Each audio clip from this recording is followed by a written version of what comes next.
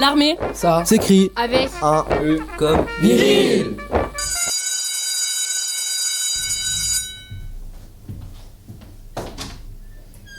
Bonjour, allez-y, rentrez.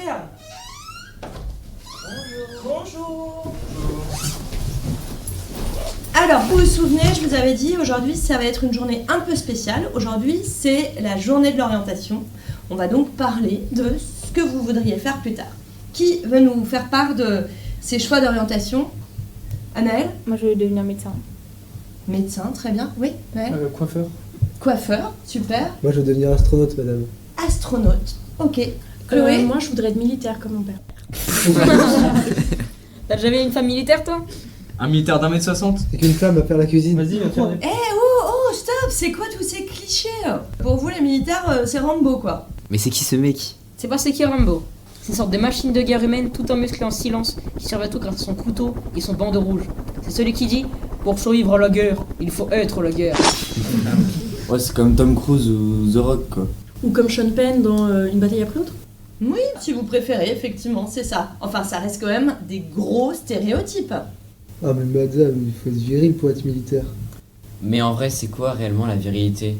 Madame, je peux regarder sur mon téléphone? Bien sûr, vas-y, Maëlle. Parce qu'effectivement, on peut s'interroger, c'est quoi pour vous la virilité? Être grand, barbu. Et c'est masculin. Pour moi je pense que c'est être musclé, être viril. Ah, bah, la barbe et tout. Un genre carré. Une grosse voix. Pour moi c'est être macho. J'ai trouvé. Avant, la virilité désignait les caractéristiques physiques ainsi que comportement sexuel de l'homme adulte, en particularité sa vigueur et sa capacité à procréer, ainsi que ses caractères moraux, culturellement associés à l'homme en tant que genre. Laisse tomber, on n'a rien compris. Je vais regarder sur synonymimo. Les synonymes de vérité sont énergie, force, masculinité, puissance et sexe. Bon bah Chloé abandonne, tu deviendras jamais militaire. Non mais moi je suis d'accord, regarde ma mère, elle a pas réussi à rentrer dans l'armée juste parce que c'était une femme. Je savais pas que ta maman voulait aller dans l'armée. Bah si, juste après ses études elle a voulu mais elle a pas pu réussir. T'en as déjà parlé avec elle, Anaëlle? Une fois mais je connais pas vraiment tous les détails. Ça serait peut-être intéressant que tu lui poses 2-3 questions. Bah ce soir en rentrant je vais lui demander. Tu te souviens quand tu m'avais parlé de ce que je voulais faire plus tard? Parce que du coup aujourd'hui une prof nous a demandé ce qu'on envisageait de faire pour notre avenir. Et en fait c'est pas tellement pour moi que je te pose la question mais c'est pour Chloé. Elle a dit qu'elle voulait s'engager dans l'armée et tout le monde s'est foutu d'elle. Il a rigolé, du coup j'ai pensé à toi et à ce que tu m'avais raconté. Ah oui, j'ai passé le concours quand j'étais en terminale pour faire médecin militaire, pour rentrer dans l'école en tout cas. Bah t'es sage-femme aujourd'hui, t'es pas militaire. J'ai passé les écrits à Vannes, ça s'est très bien passé. Après, du coup j'ai été reçue, donc j'ai été sur Paris, passer une journée preuve orale, où ça s'est plutôt bien passé. Et puis après il y a eu un entretien avec un personnel de l'armée, un homme d'un certain âge, une cinquantaine peut-être, et qui nous interrogeait sur nos motivations, sur quoi on faisait ça, etc. Et l'entretien s'est pas très bien passé, c'était assez désagréable. Enfin, il m'interrogeait sur la place de la femme, en tout cas être médecin-femme dans l'armée, les conséquences que ça pouvait avoir sur ma vie personnelle, le lien avec avoir une famille, et puis être en opération, les prises en charge des blessés, etc. Je trouvais que c'était très lié à mon genre, en tout cas, la question était très orientée. Ouais, parce que t'es cadre sage-femme, tu es sur la liste électorale, en gros tu sais très bien t'exprimer, mais du coup c'est pas du tout à cause de toi. Non, alors à l'époque j'avais que 18 ans, j'étais toute jeune. Enfin, j'ai eu ce souvenir d'être un peu tellement surprise que j'ai pas eu de répondant pour dire voilà, que c'était déplacé la façon dont il orientait son entretien. Et est-ce que tu penses que c'est toujours comme ça aujourd'hui? Alors j'espère que non. Ouais, c'est que le plus haut pourcentage de femmes dans l'armée, c'est en France, c'est 11%. Oui, c'est ça, donc c'est quand même pas très élevé. Non, à l'hôpital où je travaille, on reçoit régulièrement des internes du cursus militaire. Depuis le début que je suis là, de mémoire, j'ai vu une seule femme qui était interne militaire.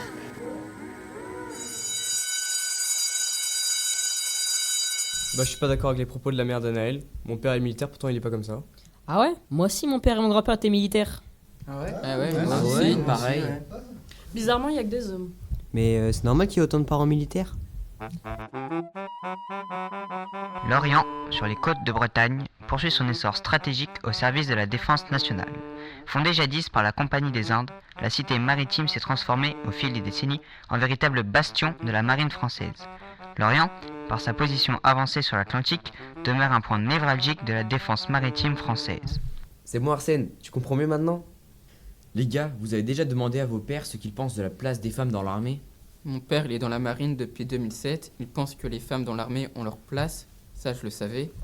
Il disait qu'elles occupent les mêmes fonctions que les hommes. Pourtant, des stéréotypes, il y en a encore et il trouve ça triste. Moi, mon parent, il est retraité, mais il était militaire dans l'armée de terre au début des années 2000. Et il estime qu'elles sont aussi utiles que les hommes et il les considérait comme des frères d'armes. Ouais, ok, c'est intéressant, mais il faudrait quand même l'avis d'un haut gradé pour être sûr, quoi. Ça tombe bien, j'en connais un. Je pourrais l'appeler.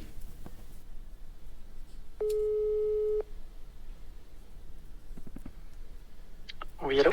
Je suis le capitaine de frégate Thomas.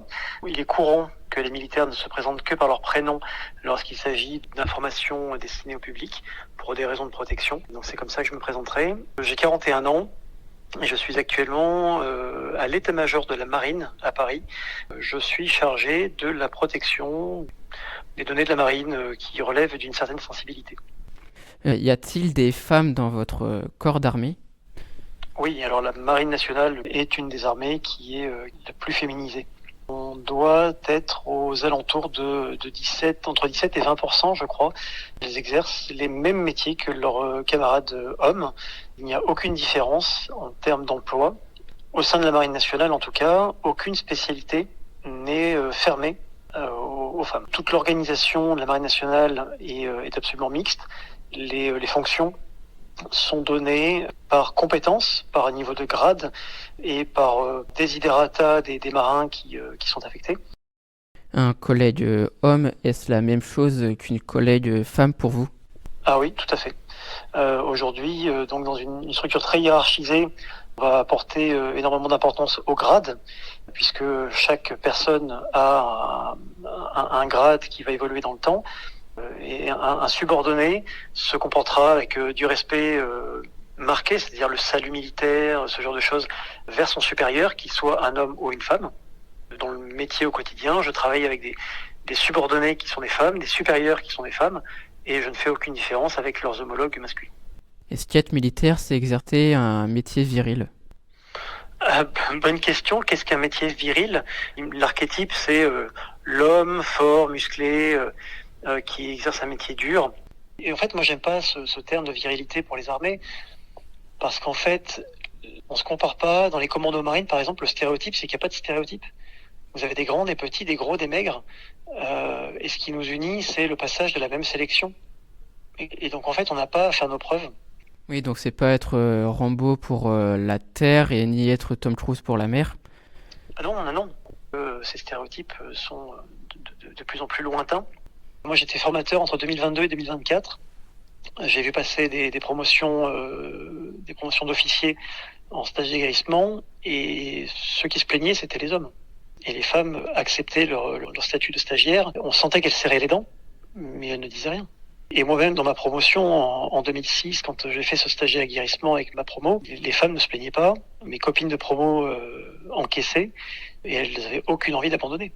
Mais il faut rassurer les femmes qui voudraient s'engager sur le fait qu'aujourd'hui, elles ont autant de droits, autant de chances, et elles auront autant de plaisir à travailler dans les forces armées. Ok, je me rends. Je suis sincèrement désolé, Chloé. Je pense maintenant que ton rêve est accessible. Attendez, mais c'est encore un homme qui nous répond. On n'a jamais réussi à parler avec une seule femme dans l'armée. Pourtant, moi, j'ai essayé de mon côté, j'ai envoyé des mails et j'ai appelé, je n'ai jamais eu de réponse. Chloé, on compte sur toi, vraiment. Je suis sûre que tu vas réussir. Les temps ont changé depuis l'époque de ma mère. Rendez-vous dans quelques années. Cette fois, c'est toi qu'on ira interviewer et tu nous raconteras tout. Tu nous diras si l'armée n'est plus si virile que ça.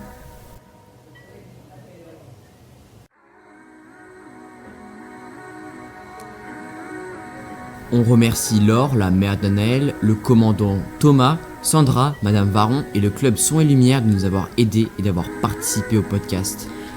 Et merci de nous avoir écoutés. C'était Armes et Secrets avec Carré comme viril.